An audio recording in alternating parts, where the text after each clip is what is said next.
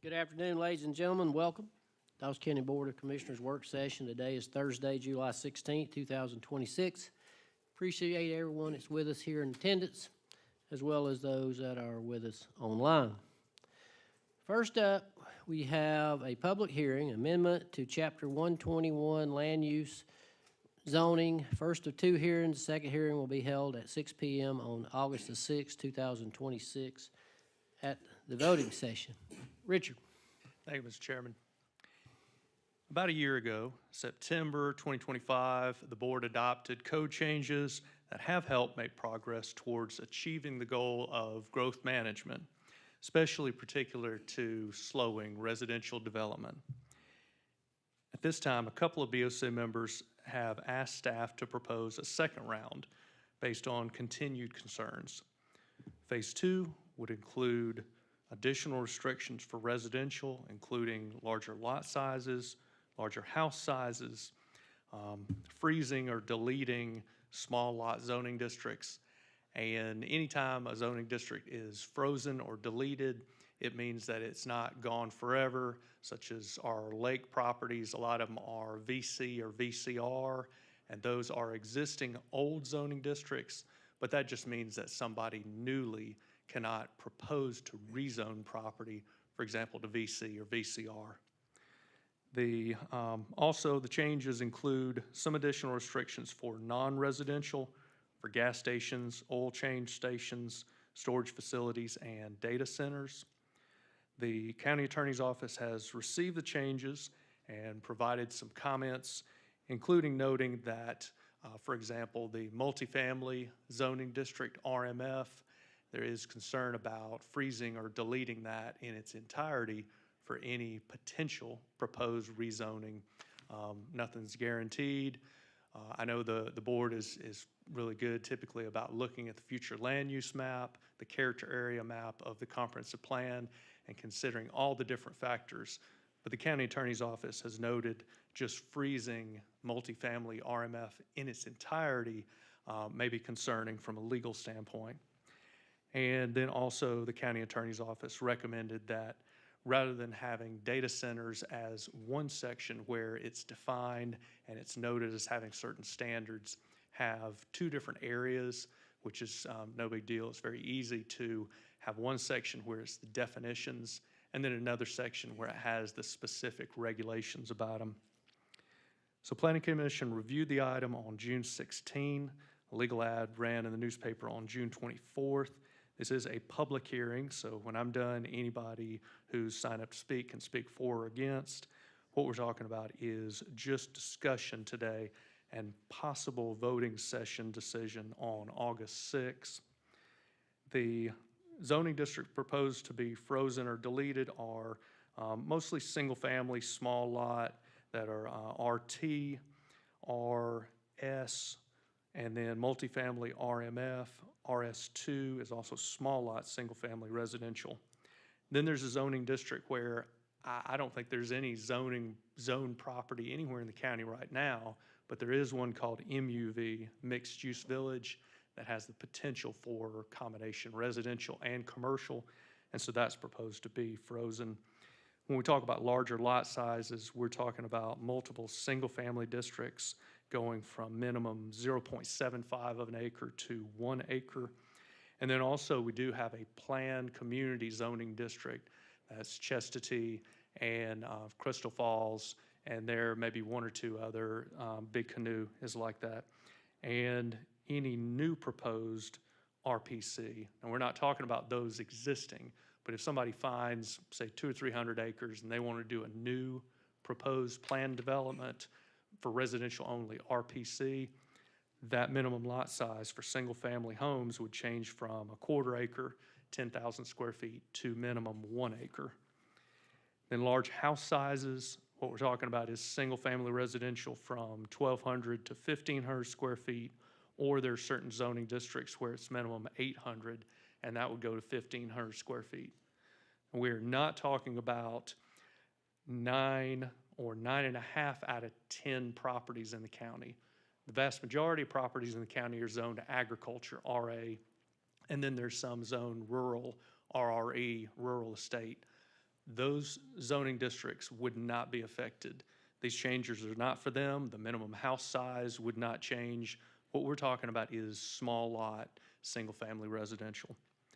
And then in terms of commercial, looking at uses such as gas station, mini warehouses, auto repair, auto services, body paint, interior repair, general outdoor storage, parking, also outdoor storage, that would all be limited in commercial for what it is now. In your packet, you've got a full list of those.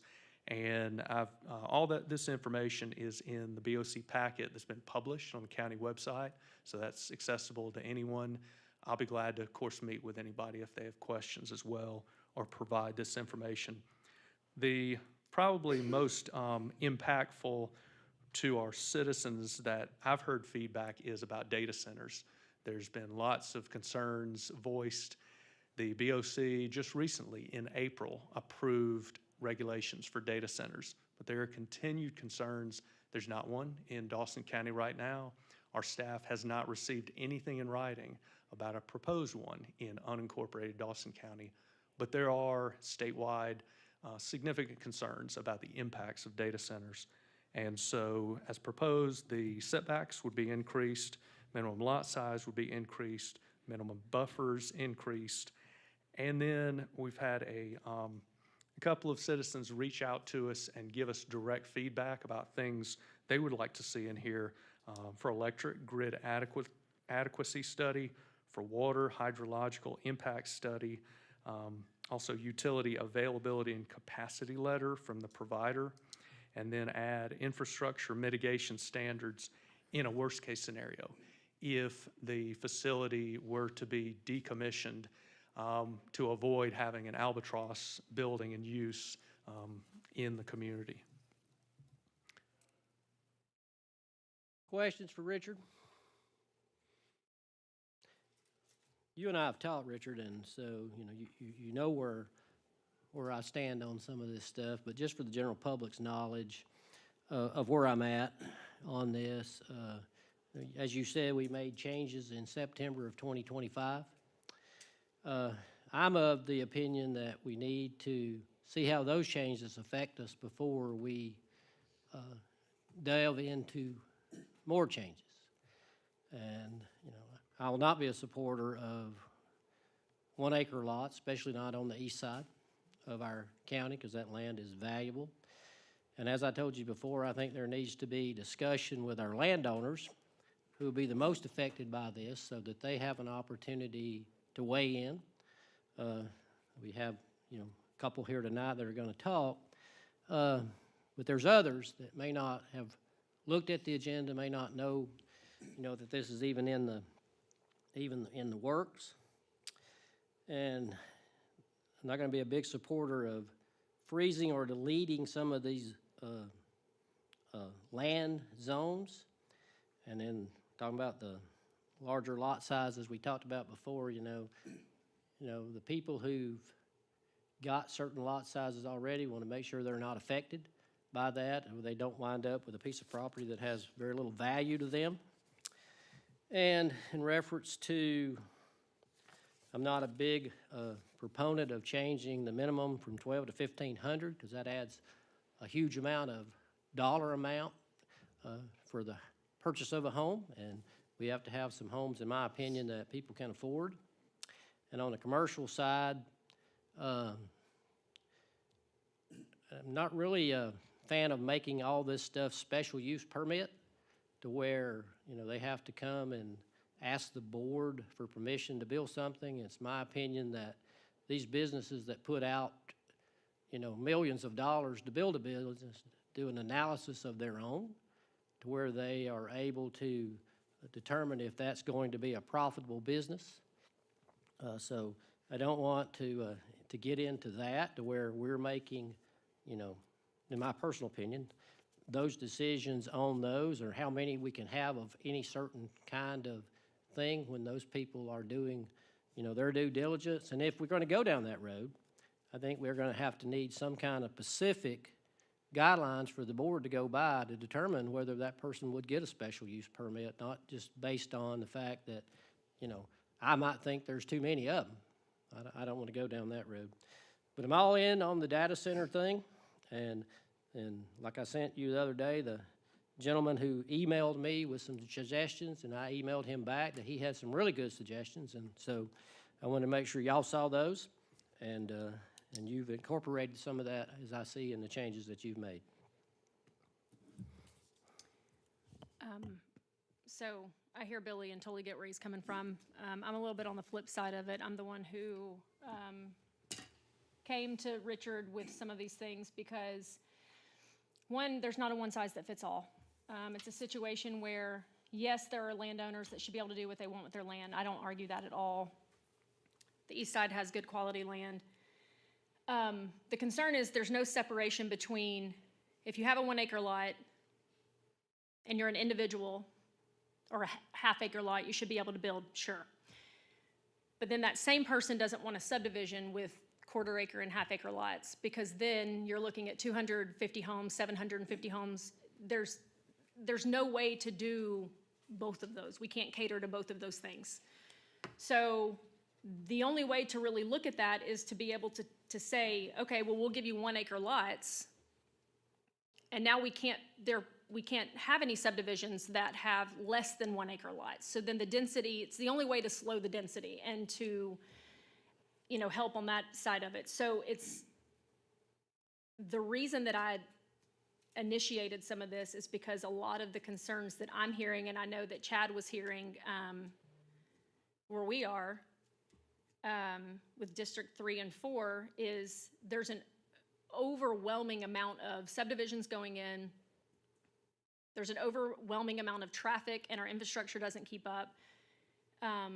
We are being flooded with the same types of businesses, multiple gas stations, multiple oil places, and I'm not saying that those people can't come, but I think that we do have to have some checks and balances where we're not inundated with all the same things. And I do think that those businesses have every right to run their reports and do all the studies and everything to see if it'll be profitable, and I'm sure that it will, because there's a mass amount of people that come to the 400 corridor.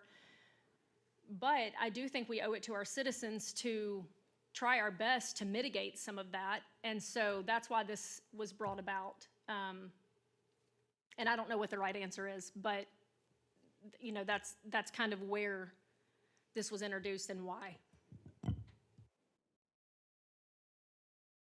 Any other questions or comments for Richard? Thank you, Richard. All right, so at this time, I'll open up this hearing. I think we have 2 people who've signed up. First up, we have Michael Turner. Mr. Turner, come on up.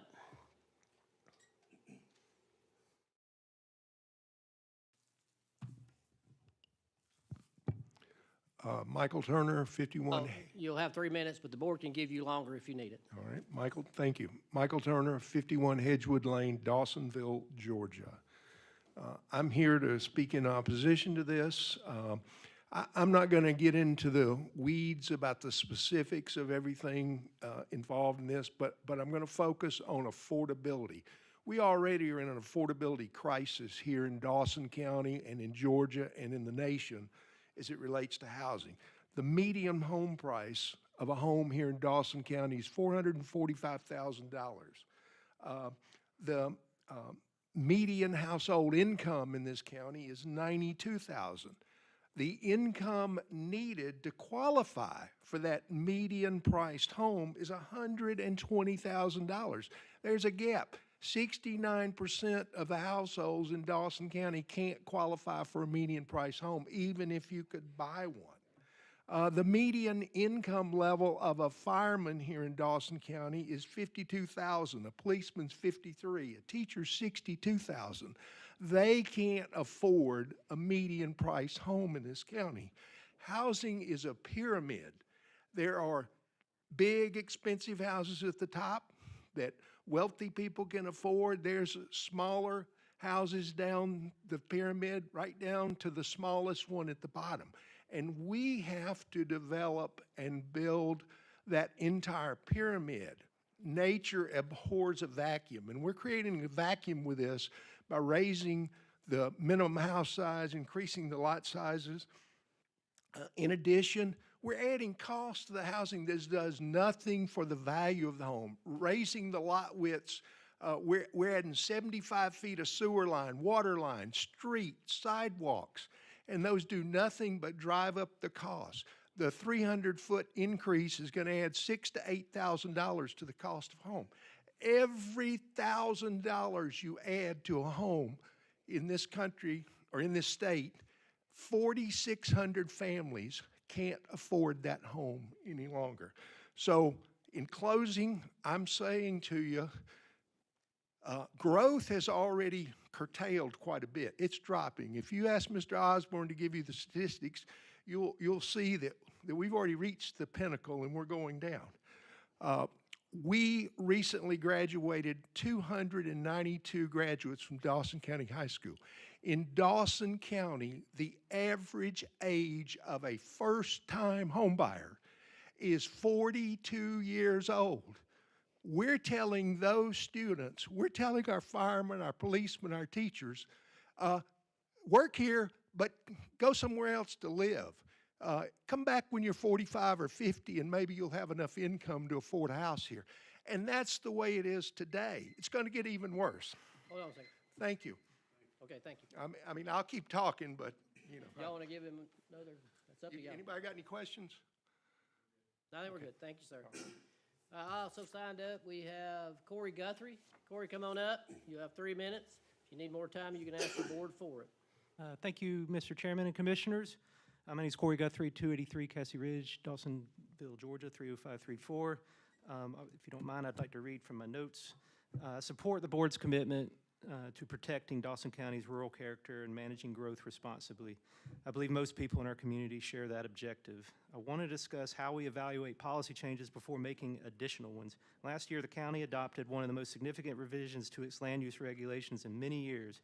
Those amendments increased lot sizes in several districts, reduced residential density opportunities, strengthened buffering and landscaping requirements, expanded public involvement, increased traffic review requirements, and implemented numerous additional development standards. Those were substantial policy changes designed to respond to the citizens' concerns. So, have the 2025 changes worked? Well, we don't know yet. We haven't given it a chance. So, before making another countywide adjustment, I believe it's appropriate to evaluate measurable outcomes. Have approved densities declined? Have average lot sizes increased? Has development shifted towards the areas intended to accommodate growth? What effect has the ordinance had on housing costs? What effect has it had on infrastructure demands? And those are all measurable questions that can be answered. Good planning is based on evaluating results, not simply making additional changes before previous ones have had sufficient time to take effect. Another consideration is that zoning exists to provide flexibility. Not every part of Dawson County has the same infrastructure, the same development pattern, or the same long-term planning objectives. That's why our planning framework distinguishes between different character areas and residential districts rather than treating every area identically. The comprehensive plan reflects that the philosophy by identifying distinct character areas intended for different development patterns while balancing resource protection, economic opportunity, housing, and infrastructure. Finally, I would like to encourage the board to recognize that every land use decision does involve balancing multiple community objectives.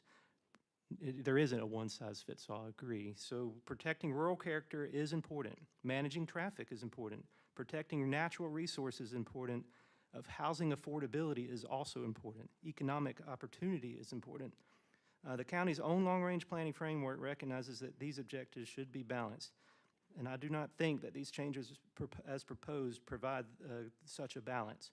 I hope the board will consider this. Allow the 2025 ordinance sufficient time to demonstrate measurable results, evaluate those results using objective data, then determine whether additional changes are warranted based off evidence rather than assumption. And one last note, Alexa, to respond, you were mentioning how one lot minimum size would help curtail density.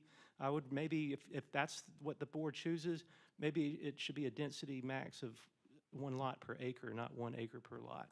And I'll leave it at that. Thank you. Thank you, sir. All right, so that's the only people that signed up to speak at this public hearing.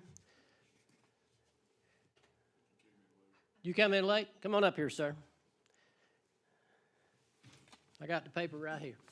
Here, let me let you sign this right here right quick, and then you can talk. Sign them back. Oh, you signed on another one? I'll Okay. still sign that one if you want me to. Oh, that's fine. She's got it. All right, go ahead. Okay, thank you, Give sir. us your name and your address. Andrew Sin, 183 Marius Sapphire Road, Dawsonville, Georgia, 30534. I just wanted to note that I've had a little bit of time to look over the data center rule, and that's what I wanted to talk about. I think those are a good first step, so I applaud you on doing that. Actually including a definition of what a data center is, an important part of that. I think a lot of jurisdictions miss out on that. I would like to note, though, I think that in favor of enhanced transparency, that you all should consider adopting a resolution or something of that sort where any proposed NDA that's coming from an entity that's seeking to establish a data center with one of you all, any of you all, either that entity or an entity who represents or you reasonably believe is representing a data center, that such a non-disclosure agreement, a proposed non-disclosure agreement, would be published for public notice for 60 days. So the public would have an opportunity to know that you've been approached to enter into an NDA before you sign such an NDA. I don't know why anybody would be opposed to such a transparency measure. Transparency is a good thing, right? So I just want to offer that for the board's consideration as something to go along with the steps that you're taking, because we know that these are it's a unique apparatus, these data centers. It's new on the scene, and there's concerns regarding water consumption, electricity. They're buying wholesale, not residential, and the impacts on the ratepayers. So again, applaud the efforts you're doing. I think it's a good start. And I would ask that you please consider such a transparency measure regarding the NDAs. That's all. Thank you, sir. Thanks. All right, so did anybody else come in late that didn't get to sign up before I move on? All right, seeing none, I'll close that hearing. The second hearing will be held on August the 6th at 6 o'clock. All right, we'll move on to new business. First up, we have presentation of results of the fiscal year 2025 audit, Bates and Carter and Company. Come on up. You got 3 minutes. No. I'll do my best. Good afternoon. My name is Amanda Wilkson, and I'm accompanied by Christy Griffin. We're here from Bates Carter to provide you an overview of the results of the 2025 audited financial statements. So to give you a high-level overview about what it is that we're doing here with the audit, the audit is going to include both our opinion as the auditors, and it's based on the financial statements that are presented by the county. So the county's responsibility is to be able to prepare those financial statements and have them ready for us to audit. Our responsibilities are to present that opinion on the financial statements and be able to audit in accordance with standards applicable to governmental auditing standards. So the opinion that is released with this set of financial statements is an unmodified opinion, what's also known as a clean audit opinion. That is the highest level of opinion that one can get in the course of an audit, and it means that the financial statements are presented fairly in accordance with U.S. generally accepted accounting principles. I'd like to point out that in addition to the required annual financial report, the county has accumulated an annual comprehensive financial report. This is above and beyond the required reporting from the state of Georgia, and it requires a lot more effort on the county's part to be able to provide this depth of information to financial statement users. This is an increased amount of effort, and it is very valuable to those financial statement users. I'd like to point out that in 2025, this is going to be the 19th year that the county has done this extra level of reporting. And one of the things that makes it so momentous is that it is not something that everybody does. Over the entirety of the state of Georgia, including counties, cities, authorities, school districts, the amount of awards for this achievement are usually less than 150 per year. So this is definitely an increased level of reporting that is appreciated. When we're looking at the financial statements that are included in the county, one of the things that I wanted to show you is what that actually entails. The governmental activities are going to report the general fund, which is where most of the operations of the county are held. There's funds that are presented as major for both SPLOST and T-SPLOST programs. And then all of the other funds that the county operates are reported as other non-major funds. For the business type activities, the county has the solid waste fund, and then included in the government are also discretely presented component units, which include both the Development Authority, the Industrial Building Authority, and the Health Department. So all of these different pieces go into the annual report that we're going to look at right now. So I'm going to begin with the general fund. The general fund is where the majority of the operations lie for the county. In the first column, I have information about what the fiscal year 25 budget presented. The second column is what the actual information was. And then the third column gives you a perspective on how 2025 compared to 2024. In the 2025 budget, there was a planned use of fund balance, which means that the county planned to use some of the fund balance that it had acquired from previous resources that were received in previous years and had intended to use them. What the county actually did use was much less than the county had originally budgeted for. Revenues did come in as less than the expenditures for the year. So that does indicate that in 2025, the county used some of the fund balance that it had accumulated. But compared to the budget, it was a much smaller amount. When we're looking at what happened in here, the first tall column is your revenues. No, I'm so sorry. The first column is your difference in what is using with fund balance. The second column is the expenditures, and the third column is the revenues. So I'll begin with the revenues. Revenues did increase from 2024. The amount of the increase was about 3%, almost $1.5 million. A big portion of the reason for that increase is due to property tax receipts. One of the things that I'd like to point out is that even though property taxes increased, the county had established the millage rate to be the same as in the previous digest year. So all of those increases are related to new development or increased assessment values. The expenditures increased by just under $6 million. So that's an increase of 15%. I wanted to talk to you a little bit more about what that actually means. The majority of the increase that we're seeing in what the general fund spent can be identified across all departments as really being a part of salaries and wages and other benefits that are paid for personnel. Now, some of that is increases that are due to merit-based wages according to the compensation study. Some of it is related to cost of living increases. But another component of the reason why those personnel costs have increased in the general fund so significantly is due to the fact that the funding that the county had received from the American Rescue Plan Act, the ARPA fund, has now been totally expended. And for the last few years, the general fund had been enjoying the increased funding from the federal government to help pay for some of those personnel costs. Those are now being included in full in the general fund. When we're going to compare what actually happened to the budget for 2025, I'd like to point out that the revenues came in over budget by almost $2.5 million. So that means that the county has conservatively budgeted for revenue that's going to be received. A lot of that increase in what was received in revenue compared to the budget is due to TAVT tax receipts. Expenditures were below the final budget by $3.5 million. So once again, we're seeing that the departments did not use all that was approved in the budget, and even though there was a use of fund balance, it was not as much as the county had originally authorized or planned for. This is some trending information for you to be able to see over the past 5 years how revenues have compared to expenditures. The revenues have been consistently higher than expenditures up until this last year, which is what contributed to the growth of fund balance that the county then used some of in 2025.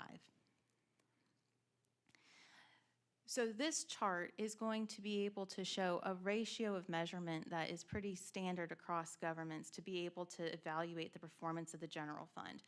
What this does is it takes the amount of unassigned fund balance that's in the general fund and compares it to how much operating expenditures are necessary in an average year.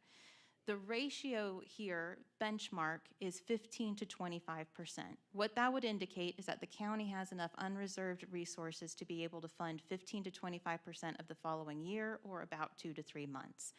So as you can see, the decrease in this percentage is really related to the fact that fund balance had been built over the last few years, and some of it had been used in 2025.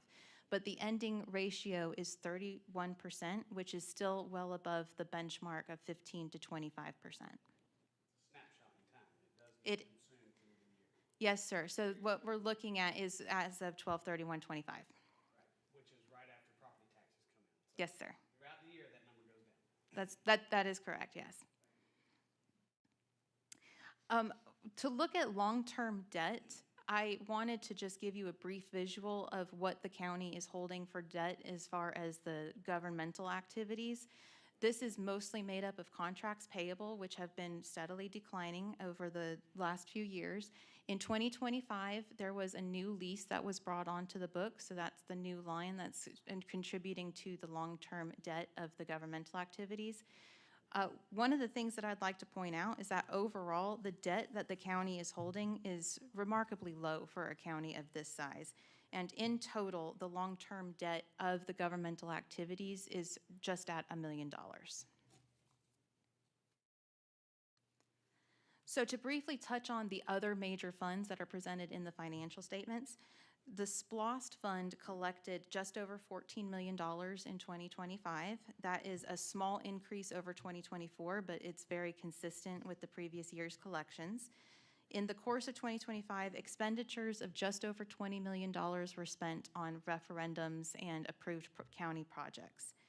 At the end of the calendar year 2025, the remaining cash balance from the SPLOST collections were just over $31 million, available to be used in future projects.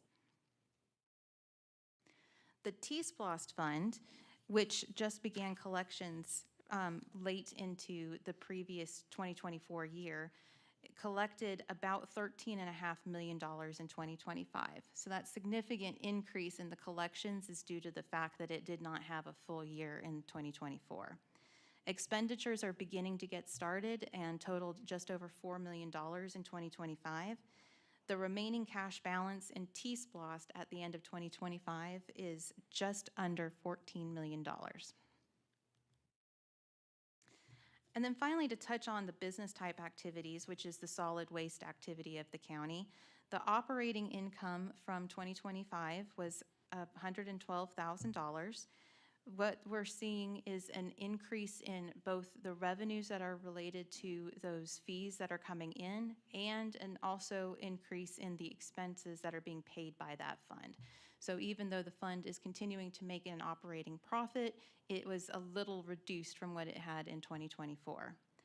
The depreciation costs of $88,000 are included in that operating income. That's a non-cash expense, and it shows that the fund is making enough revenue to be able to maintain the assets that it holds, those long-term assets that are being depreciated.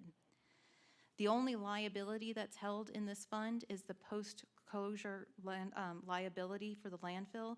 That, at the end of 2025, it totaled just over $900,000.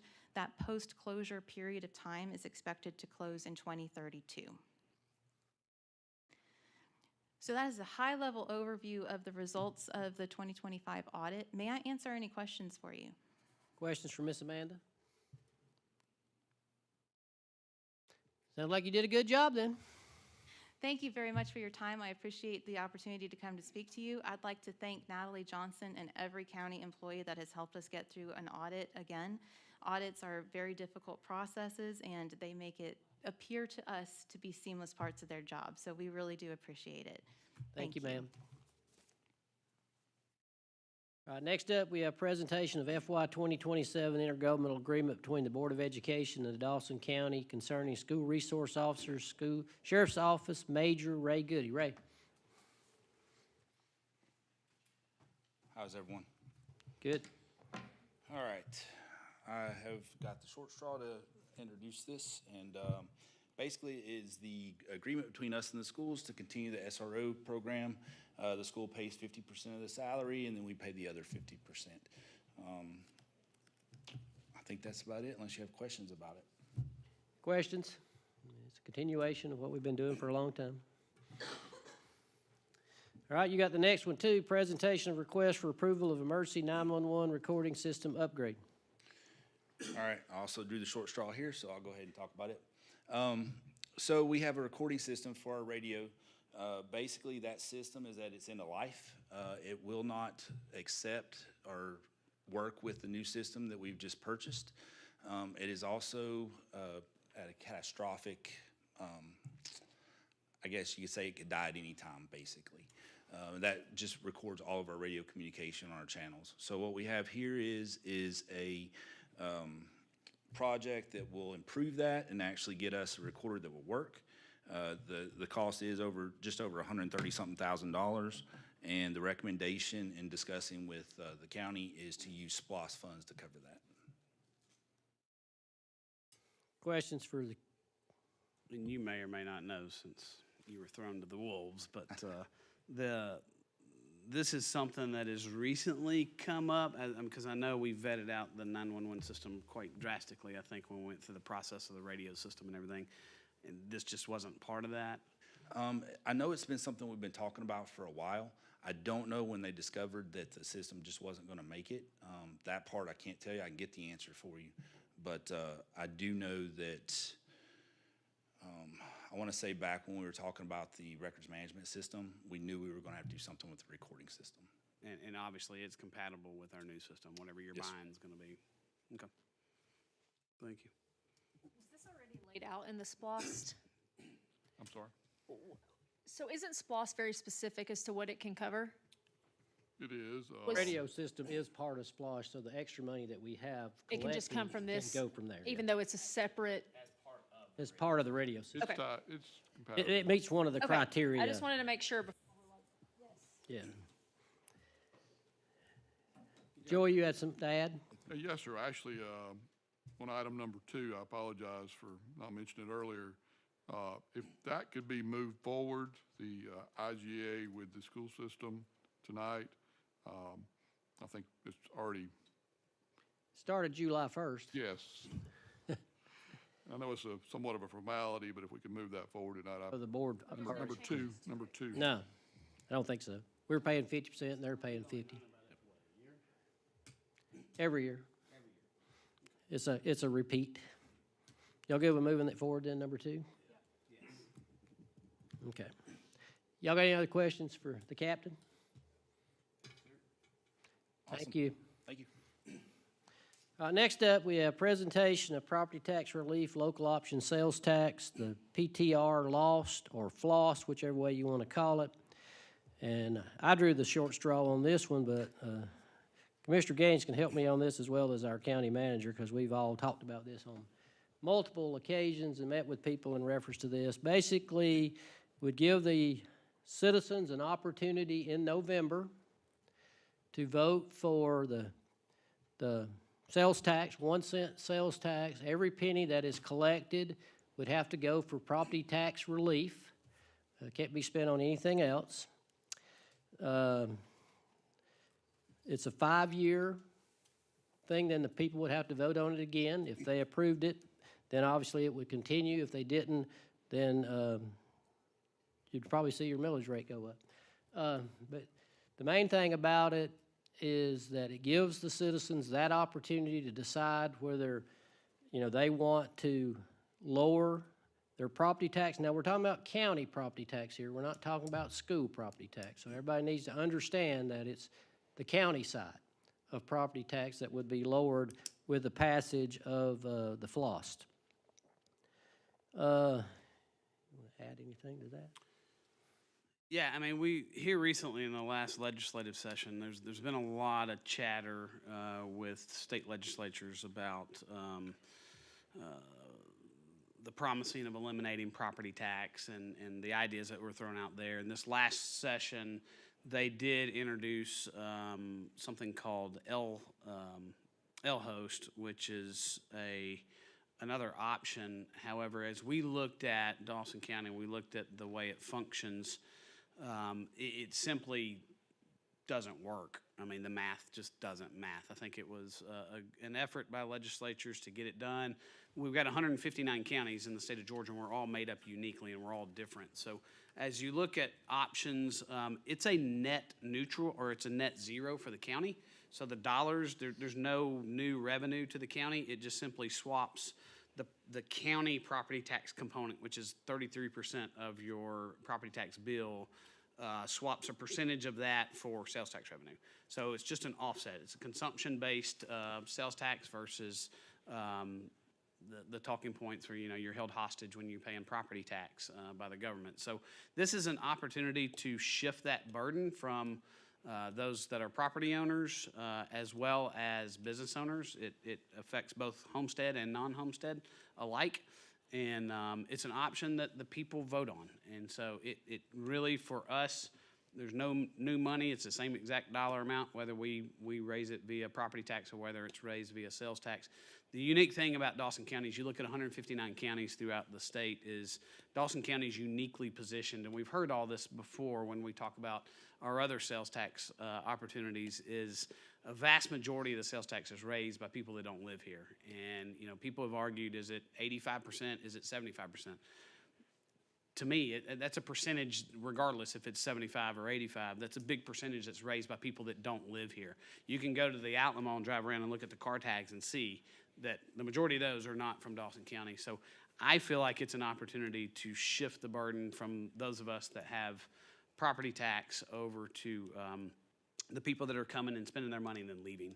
So it's, again, as the chairman said, it's completely up to the voters to make that decision. There's a big component of education that will go into it. If we try to do November, there needs to be a lot of educating for the citizens to be able to understand the nuance between this particular sales tax and other ones. And I think that's something that will be forthcoming should we decide to move forward with it.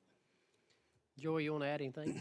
I would like to add something, just real Okay. quick. Go ahead. I No, just sir, want to, we do also, due to some time constraints to meet the deadlines for November election, move this item forward as well if possible.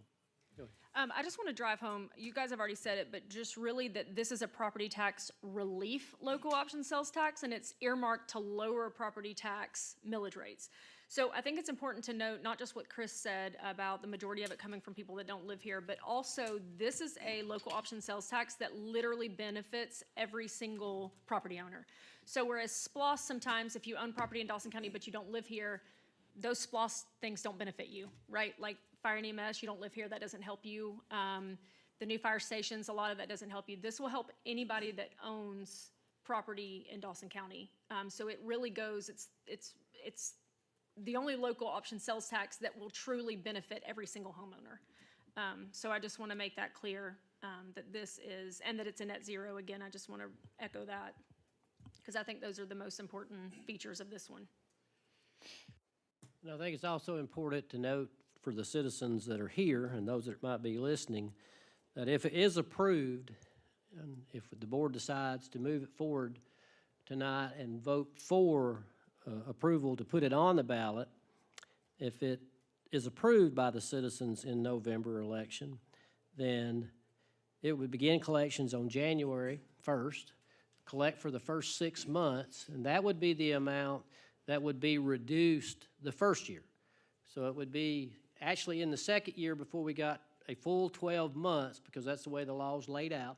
So it would take a year and a half to be at the full amount. So if we're currently collecting $13 million a year in sales tax, and this matches that, then you're looking at $6.5 million off the property tax the first year, which would be your 2026 property tax bill that you would get in 2027. You see the full advantage of that in 2028 for your 2027 property tax bill that you would get that year. So that's part of the education phase that would have to go on so that the citizens fully understand what they would be voting for.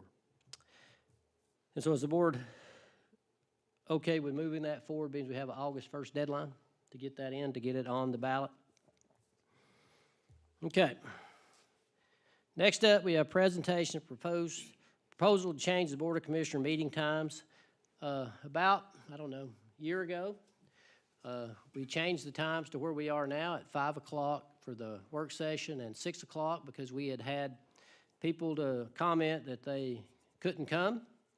And so we gave it an opportunity to see if it changed the number of people that would come. It did not, that I've seen. So tonight I'm going to propose to the board that we go back to a 4 o'clock work session and that we have a voting session at a set time, I'll say 5 o'clock. That could save the taxpayers some money because it gets staff in and out, and we have a lot of meetings that last less than 30 minutes. And so, because there's just not a lot on some of those. Obviously, zoning days are the biggest ones if we have zoning that goes on. So, going to make that proposal, and the board can think about that over the next next 3 weeks, I guess, to make their determination on that. All right, county manager report. Joey. Thank you, sir. Reminder that the flash report for the month of June, as well as list of agreements and contracts, is in your packet. And also, Mr. Chairman, I have a need for executive session related to real estate, but I do not anticipate a vote coming out of that executive session. County attorney report, Ms. Davis. Yes, sir. Good afternoon. I do not have a public report, but do have a need for executive session on pending litigation, please. Okay. All right. So that takes us to the end of our work session. There is not enough time between now and the voting session to have an executive session at this time. So we will hold that off until after the voting session to go into executive session. So with that, thank you for your attendance, and we will see you at 6 o'clock in about 13 minutes.